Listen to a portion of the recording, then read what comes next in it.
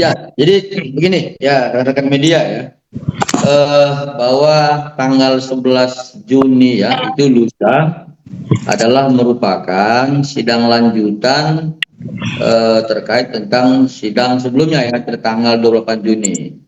Jadi itu biasa ya, itu secara mekanisme hukum itu tetap akan seperti yang kemarin ya, mempertanyakan para pihak itu apakah sudah keseluruhan hadir, yaitu pertama penggugat, kemudian si tergugat, lalu kemudian turut tergugat pertama dan turut tergugat kedua serta turut tergugat ketiga. Lalu kemudian majelis hakim akan memeriksa ya kalau para pihak ini diwakilkan oleh kuasa hukumnya ya, memeriksa apa? Memeriksa berkas-berkas seperti berita acara sumpah, kartu advokat dan kuasanya ya. Jadi dapat kami sampaikan itu hanya sebatas untuk melihat tentang kehadiran para pihak dan melihat berkas-berkas para kuasanya ya. Terus yang perlu kami tegaskan begini agar nanti tidak blunder ya, tidak menjadi satu opini-opini yang sesat gitu. Jadi Dr. Raja Gladys sebagai tergugat pertama dan kemudian Dr. Mufid ya sebagai tergugat kedua itu telah menguasakan kepada kami ya dari kantor hukum GPS Law Office untuk menguasakan klien kami ini untuk hadir dalam persidangan nantinya. Nah, jadi secara ketentuan di dalam pasal 123 Heritage Inland Reglement itu ya HIR itu dibenarkan. Itu dibenarkan. Jadi kalau kemudian nanti ada berpendapat karena Dr. Raja Gladys tidak hadir sidang ditunda, itu adalah satu pendapat yang salah dan keliru ya. Saya tegaskan kembali bahwa Dr. Raja Gladys Dr. Mufid kemarin tidak hadir tanggal 28 Mei itu karena kami sudah menguasakan ya dari kantor hukum GPS Law Office, dan kalau kemudian nanti tanggal 11 Juni klien kami berkenan untuk hadir, itu juga hal yang biasa ya, itu normatif dan kami akan mendampinginya seperti itu. Bang Giring, ini kan mungkin sebelumnya belum dibahas, ada barang bukti mobil, HP, dan juga sejumlah uang. Mungkin itu seperti apa, Bang? Apa tadi? Mobil? Ada barang bukti mobil, HP, dokumen, dan juga uang. Itu seperti apa, Bang? Baik.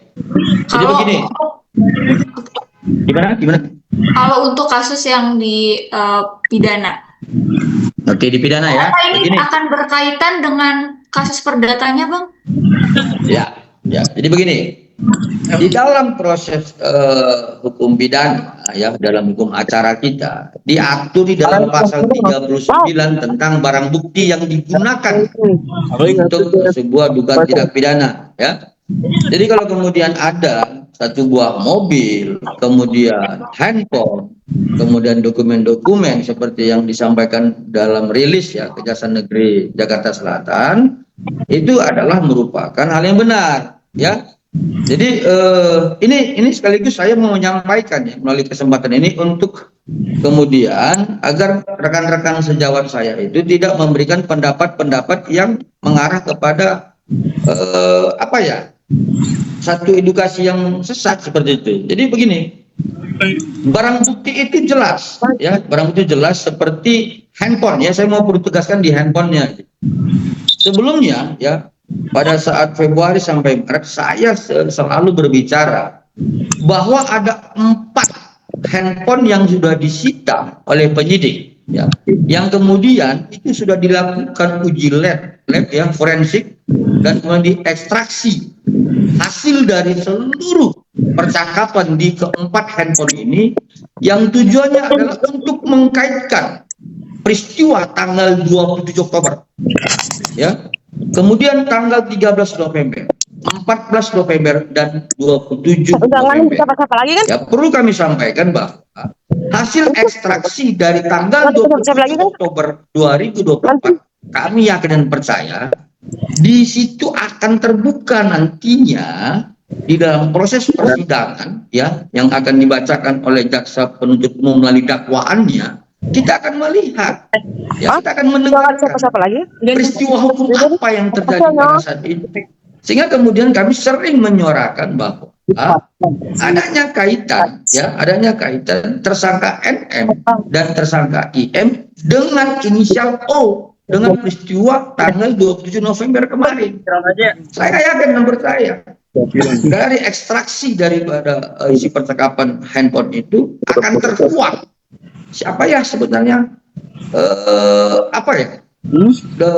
Sampai ya turut pelaku serta yang lainnya gitu dalam peristiwa hukum ini. Dan kemudian tentang handphone, tentang mobil, saya yakin dan percaya mobil itu pasti digunakan sebagai barang bukti yang turut serta dalam peristiwa pidana ini. Dan kalau kemudian dengan dokumen-dokumen itu ya itu pasti dengan terkait apa yang kami miliki untuk sebagai pembuktian dari laporan klien kami. Seperti itu, Pak Ira. Bang, tapi itu bisa melemahkan gugatan perdatanya nggak Bang dengan bukti-bukti dari kasus pidana? Ya, jadi kalau menurut pendapat kami dari awal kami menyampaikan bahwa gugatan Wan Prestasi itu kan Excalibur, ya. Jadi kenapa kami katakan karena Wan Prestasi itu harus merupakan dengan pembuktian formil ya, 1234 KUH Perdata ya. Jadi yang pertama, kalau dalam gugatan Wan Prestasi itu pertama harus dibuktikan formilnya, yang pertama perjanjian, yang kedua adanya satu kelalaian. Itu mengacu kepada 1320 KUH Perdata, yang artinya adalah bahwa di situ salah satu syarat utama perjanjian itu terjadi karena adanya satu kesukarelaan ya, tidak ada paksaan. Dr. Reza sendiri akan hadir Bang ke sidang perdata atau seperti apa? Ya, jadi terakhir ya kemarin sebelum saya kembali ke Medan ya, kami sempat berkomunikasi dengan klien kami Dr. Reza dengan proses perkembangan ini. Ya, kalaupun nanti kalau tidak ada halangan, beliau akan menyempatkan hadir tanggal 11 Juni ini. Itu untuk menunjukkan bahwa beliau ini sebenarnya berani untuk menyampaikan sebuah kebenaran. Tetapi kalaupun beliau tidak hadir bersama dengan suaminya, terus tergugat kedua, itu mungkin nanti karena ada kesibukan, kan sudah ada kami yang kuasa hukumnya yang mewakili klien kami yaitu Dr. Reza dan Dr. Mufid untuk menghadiri persidangan tanggal 11 Juni nanti. Seperti itu, Mbak Ira. Yang lain? Bang, berarti untuk statusnya Dr. Oki itu kan katanya masih saksi ya Bang ya? Itu gimana tuh Bang?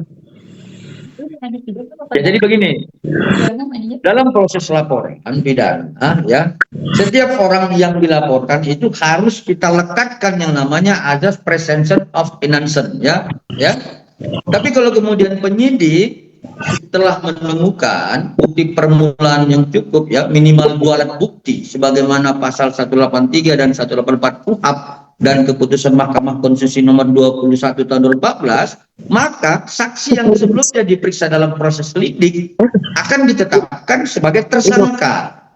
Nah, tapi kalau kemudian beberapa belakangan hari ini saya terus menyuarakan saksi O dan saksi S harus dihadirkan, tujuan saya hanya sebatas untuk kemudian diminta keterangan saksi O dan saksi S ini untuk kemudian dikaitkan dengan peristiwa-peristiwa hukum yang dilaporkan oleh klien kami dan dikaitkan dengan hasil forensik cyber Polda Metro Jaya. Jadi kalau ketika itu terjadi, saya yakin ya status saksi itu akan menjadi naik. Ya, ini dugaan kami seperti itu. Tapi nggak apa-apa, ya. Ini sudah P21.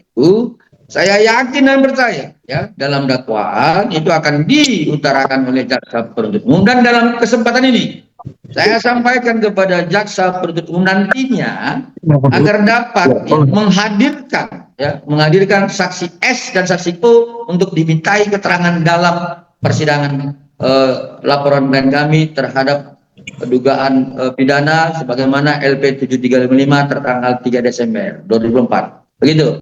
Bang, tapi dari pihak kuasa hukumnya juga katanya Dokter O juga siap kalau menjadi saksi gitu Bang.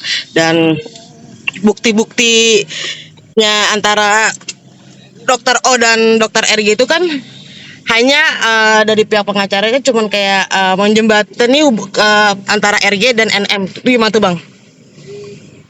Jadi begini,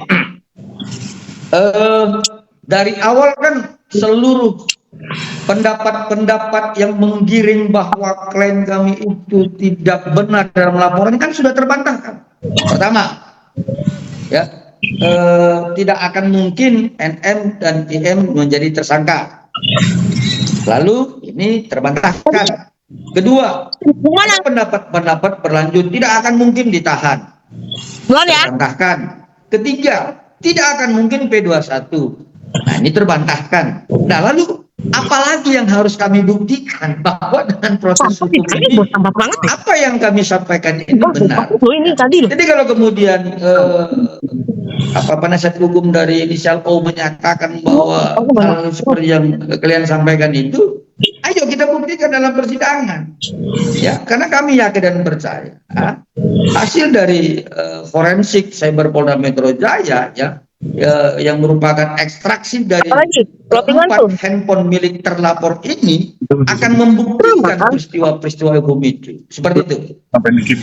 Bang Diri, kembali ke perdata. Kalau turut tergugat hari Rabu nanti tidak hadir juga, apa sidangnya akan ditunda atau terus lanjut, Bang? Ya, pada prinsipnya kan begini, para pihak harus hadir ya, para pihak harus hadir keseluruhan, dan kemudian sebenarnya dalam persidangan perdana itu para pihak akan dipertanyakan ya, oleh majelis hakim tentang proses mekanisme mediasi. Ya, jadi ini permulaan sidang perdana ini hanya permulaan aja, menentukan jadwal mediasi. Ya, jadi kalau pertanyaannya apakah nanti turut tergugat 1 dan turut tergugat 2 dan turut 3 tidak hadir, apakah diteruskan? Ya kita lihat nanti. Ya, tapi biasanya itu harus semua hadir untuk kemudian ditetapkan jadwal mediasinya ya. Jadi jangan berpendapat bahwa persidangan nanti tanggal 11 Juni akan terjadi suatu pembuktian itu nanti masih jauh gitu ya. Ya, jadi tahapannya adalah setelah mediasi kemudian tidak mendapatkan sebuah kesepakatan, maka kemudian dilanjutkan dengan pembacaan gugatan. Ya, dalam perdata itu pembacaan gugatan.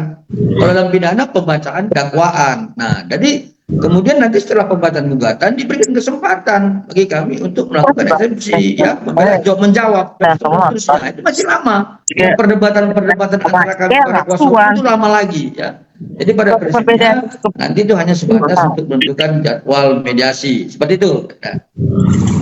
Bang, kita anggaplah hukum udah mati ya Bang, kita anggaplah ya Bang. Nah, Abang ini kan udah memberikan segala macam bentuk ya pasal bahwa memang ada undang-undangnya segala macam lah Bang, keterlibatan segala macam lah Bang. Tapi kan kita lihat sampai detik ini kan kok kayak ya udah gampang aja, bisa digampangkan. Apa Bang yang mau lagi sekarang? Apa menunggu hukum Tuhan Bang gitu Bang? Jadi kita punya prinsip ya, kebenaran itu harus kita perjuangkan walaupun langit itu runtuh. Tapi yang pasti begini, kami sebagai advokat sebagaimana pasal 5 Undang-Undang 18 tahun 2003 ya, tapi kalau misalkan kami menguasai sebuah konstitusi, kami yakin ya, kami tidak boleh menyerah dengan begitu saja. Kami yakin bahwa ini kebenarannya akan terungkap ya. Pertama, kami advokat ini ya harus menguasai ajas formil. Kemudian tentang persoalan materialnya, ya ini kita bicara pidana ya. Kemudian soal materialnya itu akan dibahas dalam pokok perkaranya dalam persidangan.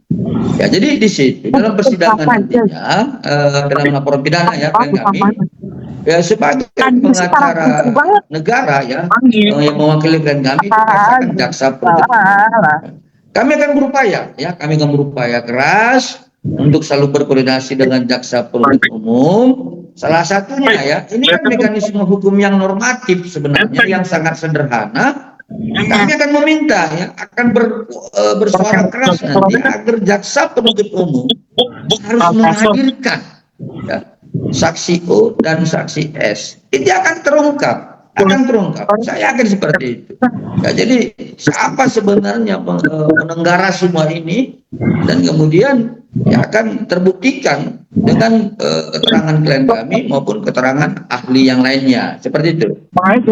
Oke, berarti dalam artian abang tetap akan fight ya bang, karena sekali lagi kebenaran akan menemukan jalannya, seperti itu ya bang. Oh iya dong, kita kan ini kan bukan ya yang disampaikan oleh penasihat hukum ini